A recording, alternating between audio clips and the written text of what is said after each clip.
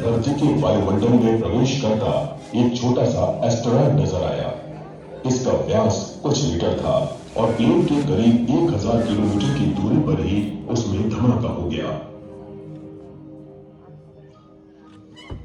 इस तरह का नजारा पहली बार देखा गया था, क्योंकि ये चट्टान जिसे 2008 TC3 कहा गया, इसकी खोज एक दिन पहले की गई थी जब वो अंतरिक्ष में ही थी। इसे एरिज़ोना में एक ऑटोमेटिक टेलीस्कोप से खोजा गया था। इसके प्रक्षेप पथ के अंदाजे से पता चला कि ये जल्द ही धरती की तरफ चला जाएगा। ये खगोल विज्ञानियों का लगाया गया टक्कर का पहला अंदाजा था। ऐलान किया गया कि 11 घंटे में ये धरती की तरफ आएगा। इस गणना की बारीकी पायलट को उसे देखने के समय से ही साबित हो जाती है।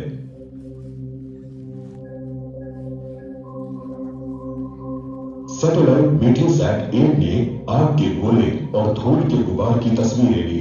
इसके अलावा एक तस्वीर सूडान के एक व्यक्ति ने ली। लेकिन कहानी यहां खत्म नहीं होती। आने वाले महीनों में खगोल विज्ञानी पीटर चेलिस्किंस और मुआवी हमीद चद्दार धरती पर उसके टकराने की एक संभावित जगह को खोजने निकले। उन्होंने नूबियाई रेगिस्तान के एक विशाल इलाके की अच्छी तरह से छानबीन की और उन्हें उल्का के कई किलोग्राम के टुकड़े मिले। एक के बाद एक हुई ये कमाल की घटनाएं थी। पहली बार किसी ने अंतरिक्ष में पहले नजर आए एक पिंड या उल्का के टुकड़े जमा किए थे।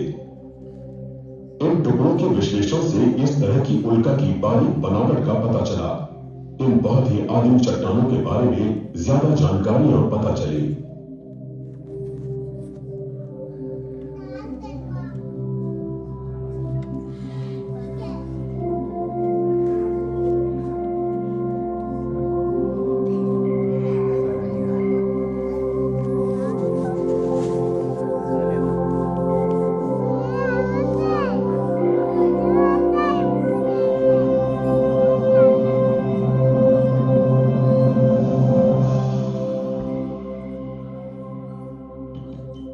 धरती पर आई तकरीबन हर उल्का उल्काओं के बेल्ट से आती है, जो मंगल और बृहस्पति की कक्षाओं के बीच मौजूद है। इसमें करीब 10 लाख पिंड मौजूद हैं, लेकिन इनमें से 4 ही ऐसे हैं जिनका व्यास 500 किलोमीटर से ज्यादा है। ज्यादातर लोगों की मान्यता के उलट उल्काओं का ये बेल्ट बहुत छितरा हुआ है और यह मुमकिन है कि स्पेस प्रोब किसी भी पिंड से टकराए बिना उसमें से गुजर सकता है।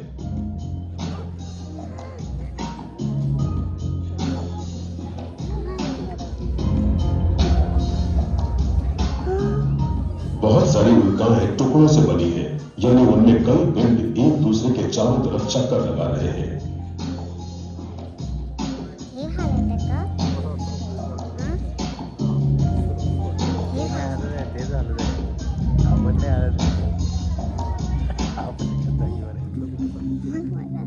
इनमें से कुछ का घनत्व बहुत कम है और ये मलबे के ढेर जैसी है, जिसके टुकड़े आपस में जुड़े हुए हैं और धूल से ढके हैं।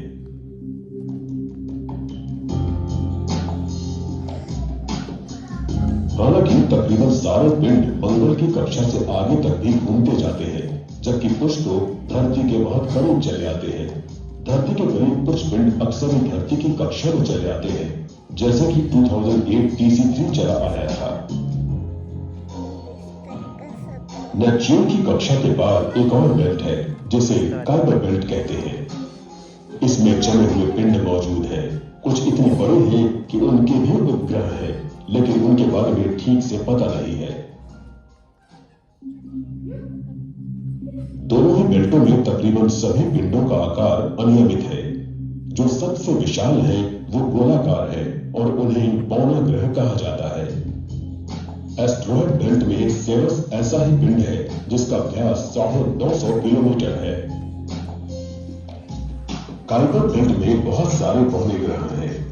इनमें सबसे मशहूर है प्लूटो, लेकिन इसके साथ बहुत सारे दूसरे पिंड हैं जो 1000 किलोमीटर वाले हैं, जैसे कि एरिस, हाउमेया या फिर माके। एक तीसरा क्षेत्र है जिसमें छोटे पिंडों की विशाल तादाद मौजूद है। ये और भी ज्यादा रहस्यमय है क्योंकि ये और भी दूर है। ये है ऑट बादल, एक विशाल कुंड जो सौर मंडल की सुदूर गहराइयों पर मौजूद है। इसमें अरबों पिंड पाए जाते हैं।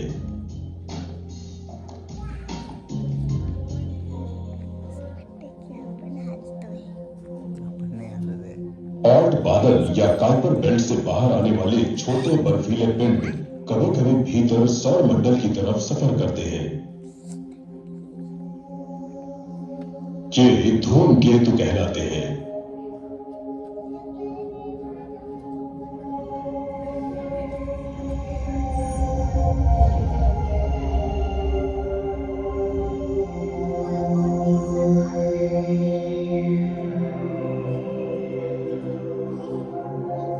जब वो सूरज की तरफ जाते हैं तो ये ब्लॉक, जिनका व्यास कुछ किलोमीटर होता है, वो उसकी गर्मी सहते हैं। बर्फ गैस में बदल जाती है और उसमें मौजूद धूल बाहर निकल जाती है।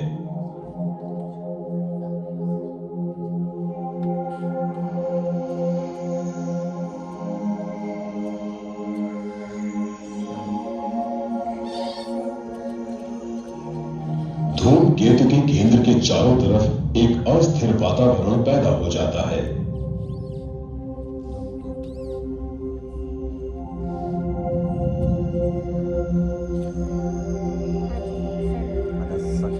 सौर मंडल की हवा के उड़ाने से ये पदार्थ धूमकेतु की पूंछ बना लेता है। ये धरती से लेकर सूरज तक की दूरी के बीच फैल सकता है।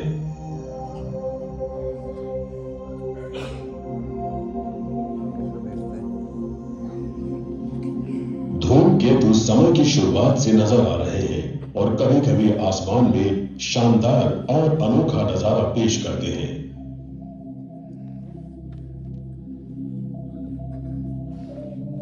आज वो भी अंतरिक्ष अभियानों का हिस्सा हैं, जिनसे पता चला कि उनके भीतर बर्फ का छोटा सा केंद्र होता है। धूमकेतु, एस्टेरॉयड और उल्काएं, ये तीनों सौर मंडल के निर्माण के समय बची हुई चीजें हैं।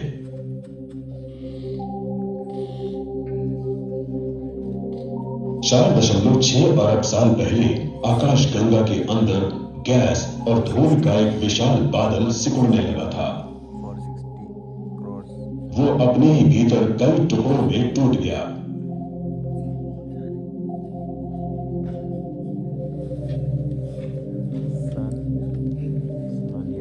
इस तरह बने दर्जनों तारे।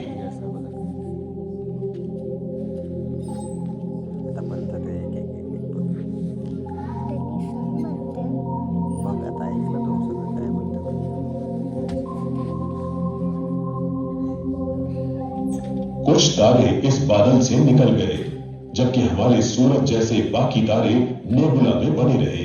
घूमने के कारण उनके भीतर का पदार्थ तारे के चारों तरफ एक चकती में फैल गया।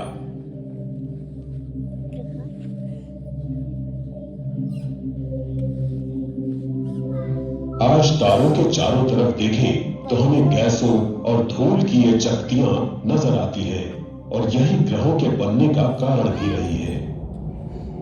तकरीबन शुरुआती 10 लाख साल तक सूरज के चारों तरफ चक्कर लगाती चीजें छोटे छोटे पिंडों में बदल गई, जिनका आकार कुछ किलोमीटर तक का ही था। सूरज के पास केवल धूल जमा हुई और उसने पथरीला आकार बनाया।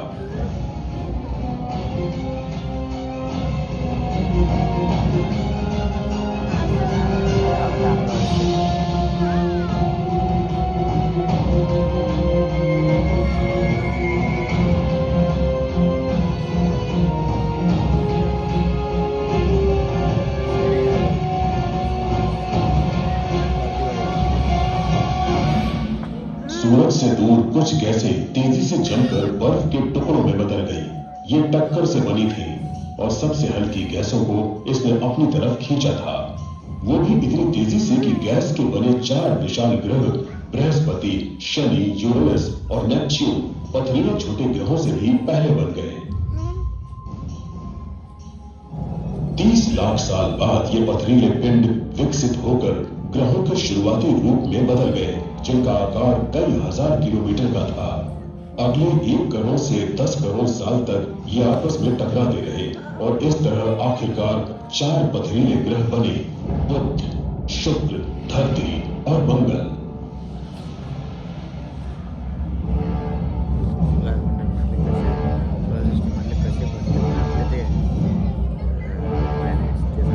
इस युग के अंत में सूरज से बहुत दूर बने बर्फीले पिंड पथरीले ग्रहों से टकराने लगे।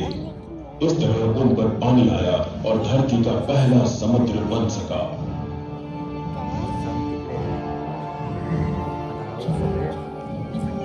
4.5 अरब साल पहले जिन टक्करों से ये ग्रह बने थे वो धीरे धीरे कम होती चली गई।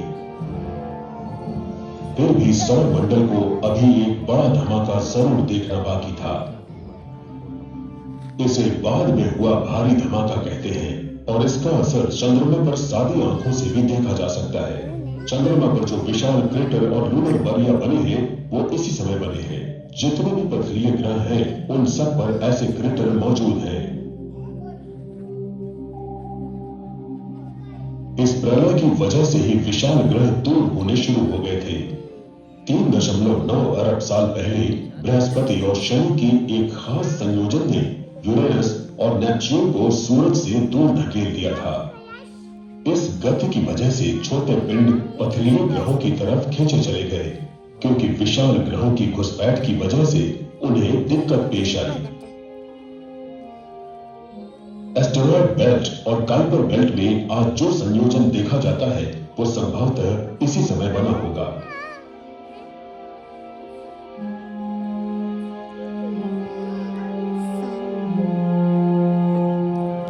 पिछले 3.8 अरब सालों से ग्रहों की स्थिति जैसी की तैसी बनी हुई है। हमारे सौर मंडल के 8 ग्रह असल में शुरुआत में सूरज के चारों तरफ मौजूद पदार्थ की डिस्क की वजह से बने हैं।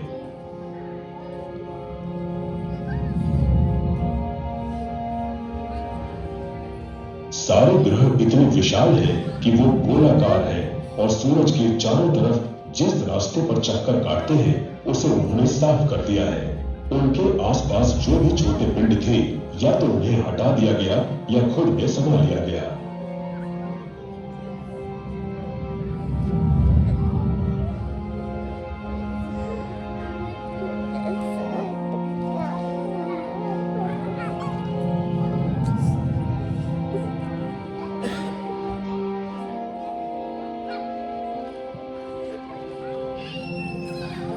सूरज बहुत विशाल है और सौर मंडल का सबसे भीमकाय पिंड है।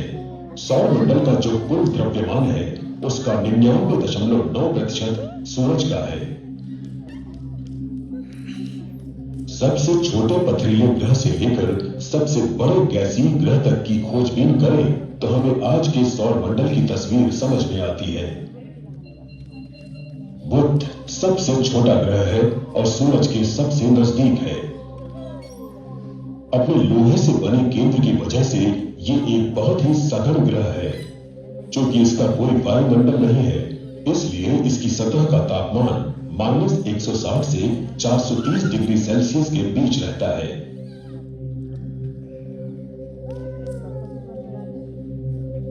अगले 2 ग्रह हैं मंगल और शुक्र, जिन्होंने सौर मंडल में धरती को घेर रखा है। इनका अध्ययन करना हमारी धरती के हालात को समझने के लिए भी अहम है। मंगल एक कमाल का ग्रह है। 19वीं सदी की आखिर में लोगों को ऐसा लगा कि उन्होंने कथाओं का हिस्सा रहे मंगल वासियों को खोज लिया है। आज स्पेस प्रोब के जमाने में इसके विशाल मैदानों और सतह पर कभी मौजूद रहे पानी के संकेतों ने इसे इंसान की एक मनचाही मंजिल बना दिया है। इसके 2 छोटे छोटे उपग्रह हैं, फोबोस और डीमोस।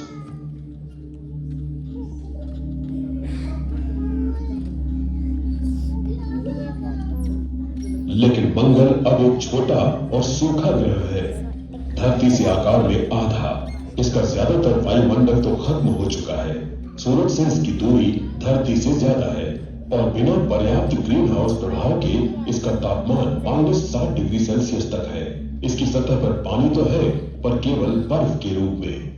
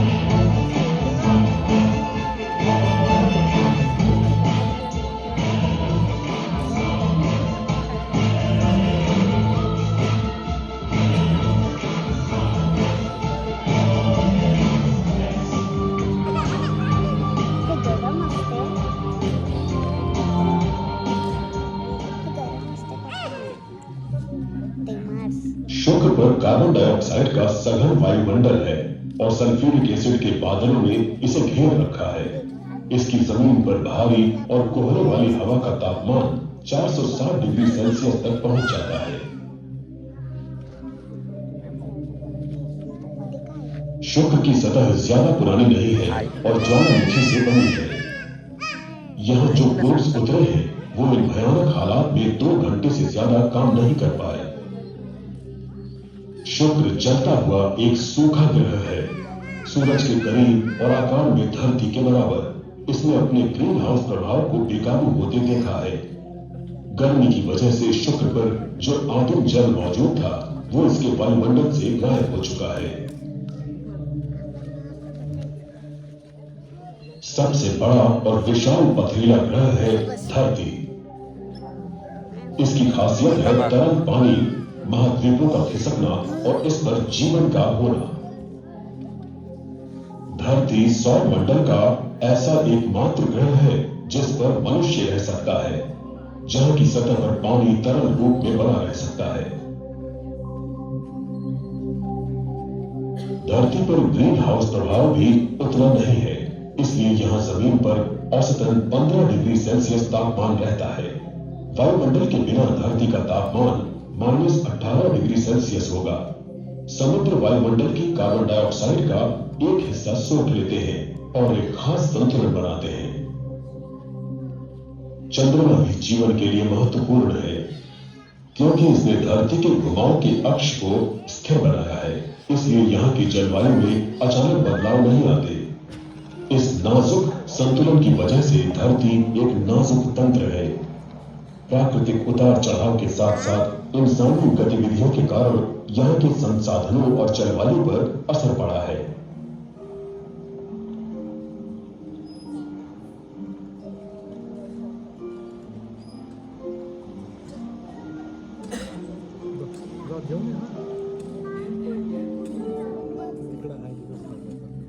सौर मंडल में जो ग्रह धरती से ज्यादा बड़े हैं वो अन्य वर्ग में आते हैं।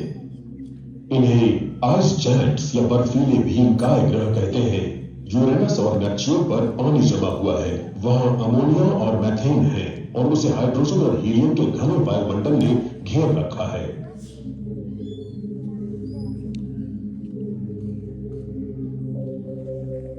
यूरेनस गैस की एक समान बॉल है।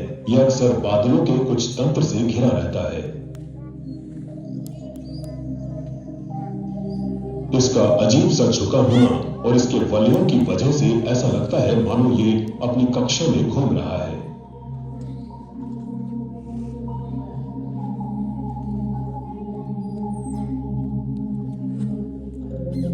यूरेनस के 5 मुख्य उपग्रह हैं, जिनमें मिरांडा भी शामिल है, एक पिंड जो उथल-पुथल भरी सतह के लिए जाना जाता है। नेपच्यून सबसे दूर का ग्रह है। इसके वायुमंडल की खासियत है भयानक तूफान और 2000 किलोमीटर प्रति घंटे वाली तेज हवाएं। इसके भी वलय और उपग्रह हैं, जिनमें सबसे नायाब है ट्राइटन। ये कभी एक बौना ग्रह रहा होगा जिसे नेपच्यून ने पकड़ लिया।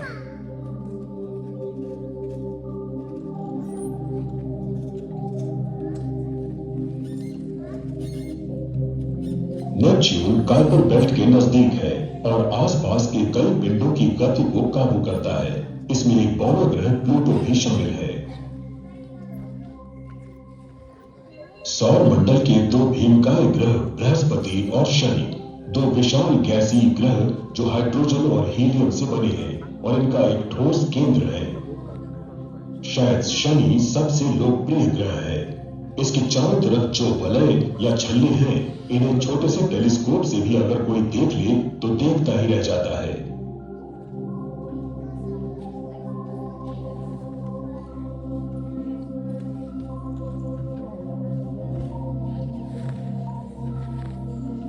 इस ग्रह के आसपास बहुत सारे वलय या छल्ले हैं जो बर्फ के अरबों टुकड़ों से बने हैं।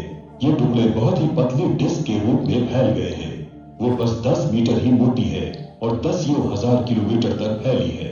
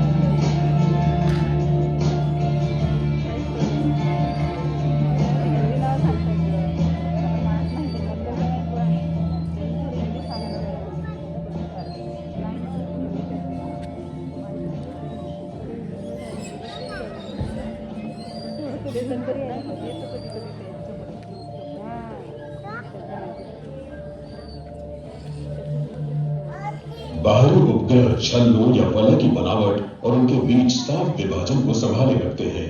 इसके अलावा इन विभाजनों के अंदर मौजूद छोटे उपग्रह भी इन्हें संभालते हैं।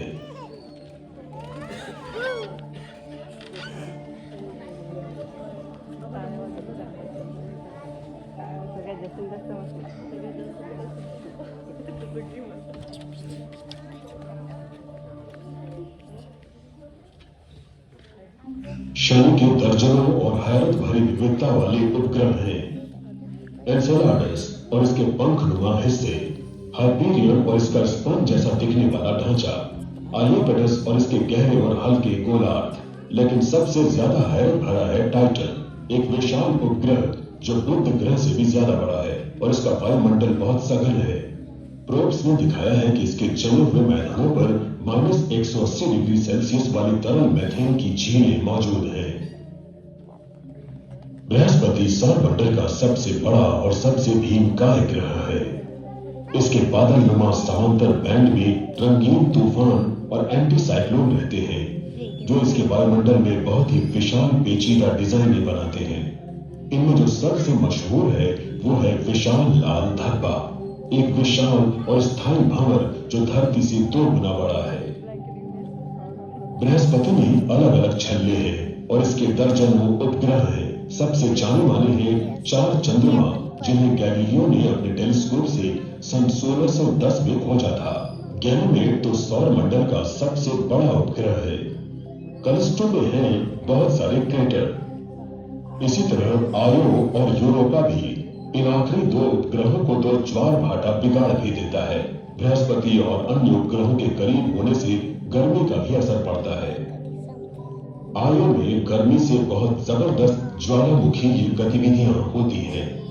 इस अजीब से उपग्रह पर हैं 400 सक्रिय ज्वालामुखी, जबकि यूरोपा पर बर्फ की पतली टूटी परत के नीचे है तरल समुद्र, जो करीब 100 किलोमीटर गहरा है।